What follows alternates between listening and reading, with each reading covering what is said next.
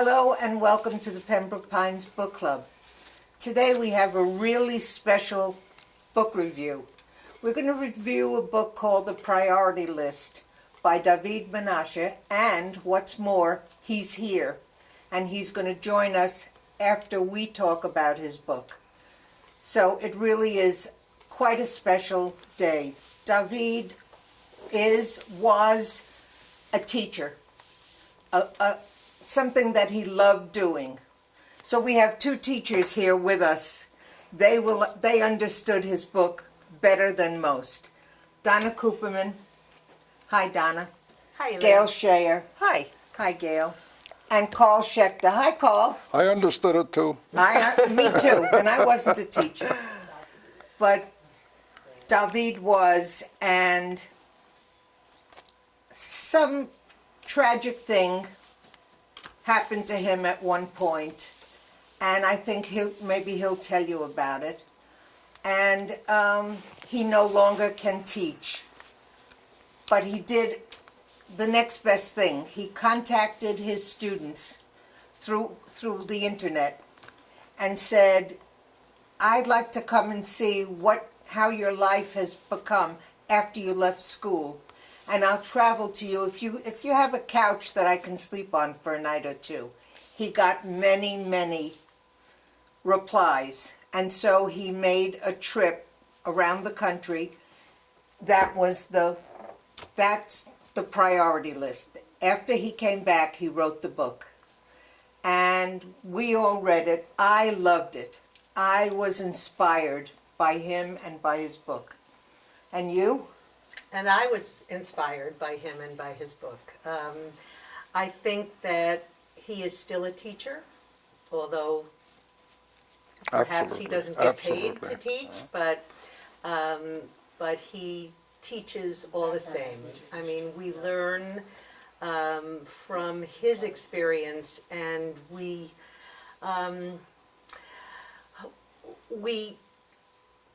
see his passion.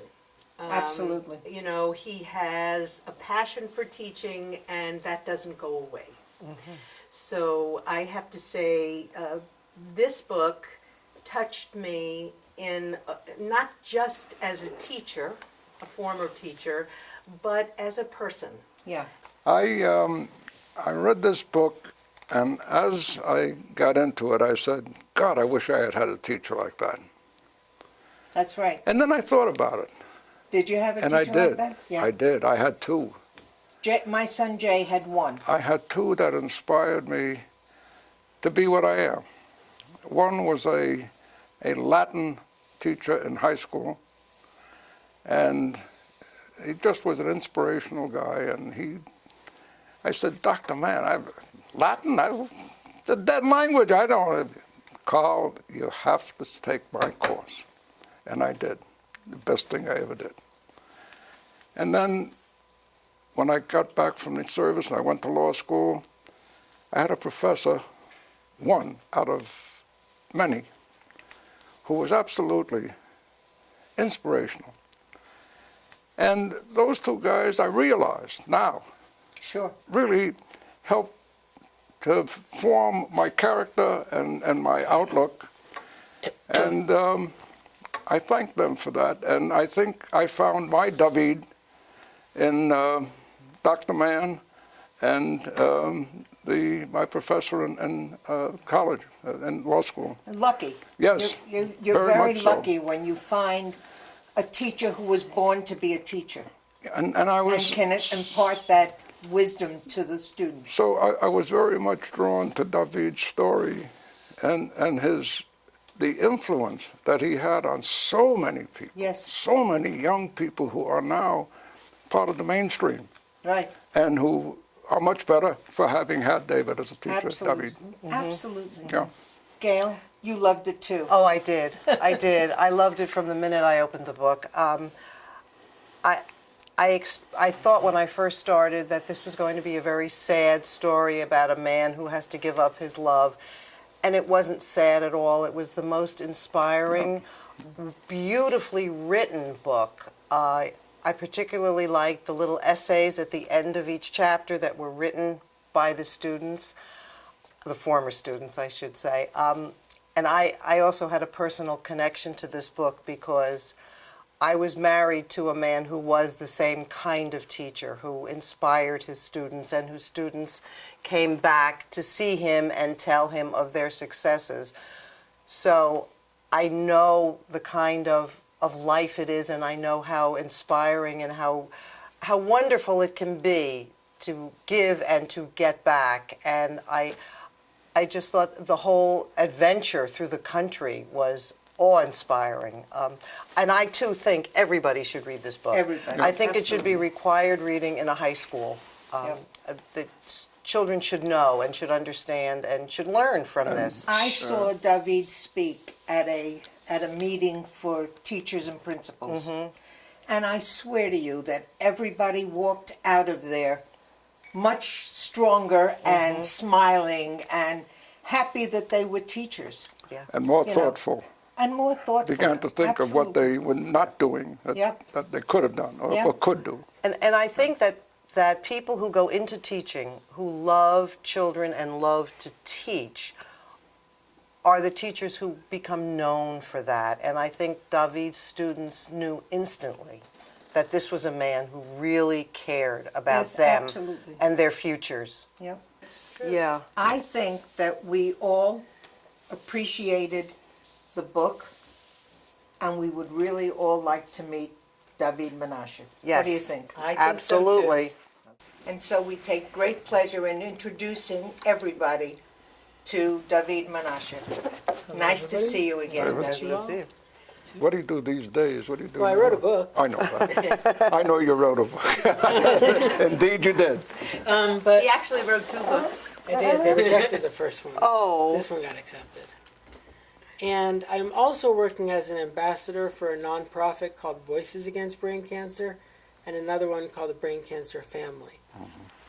I, unfortunately, am one of the longest lasting survivors of glioblastoma multiforme, my specific kind of tumor.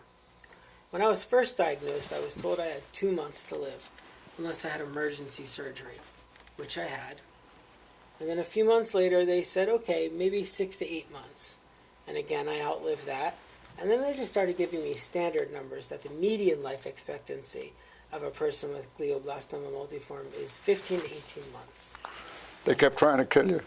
Yeah, well, they kept trying to destroy my hope of living. That's for sure. Yes, they did. Yeah, well, that was 8 years ago. Wow. Here I am, one of the longest lasting survivors of GBM that Duke University has on record. And so you went to see your former students. Yes, not immediately. First, I get diagnosed, and then after the diagnosis, a few months later, I was shooting pool with one of my former students, Adriana. Kicked her butt in the first game, 6 balls up. But then in the second game, I started seeing these white spots on the green felt, and then the cue just fell out of my hand onto the ground, and I didn't feel quite right. And I told Adriana I wanted to go home. So I got in my car to drive home, and she was following me. And this is a route I had taken 1,000 times. I mean, it's just down the street from my house. I checked the left side mirror, no headlights in it, nobody in it at all.